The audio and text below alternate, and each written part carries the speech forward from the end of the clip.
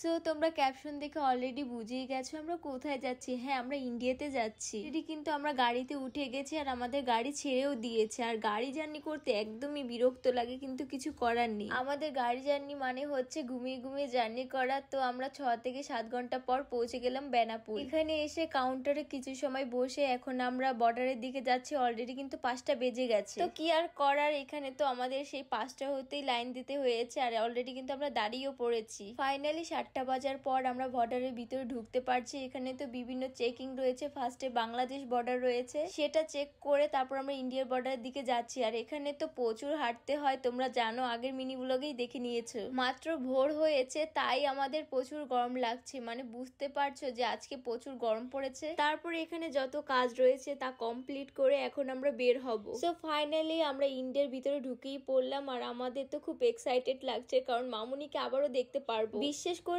ওর জন্য তো আমাদের ইন্ডিয়া বারবার চলে আসতে ইচ্ছে করে, কিন্তু সবসময় তার হয়ে ওঠে না। যাই হোক, আমাদের তো এক একজনের গরমে অবস্থা খারাপ হয়ে গেছে। এখন আমরা বের হয়ে ক্যাব বুক করে এখন কাঁচরাপাড়ার উদ্দেশ্যে যাচ্ছি।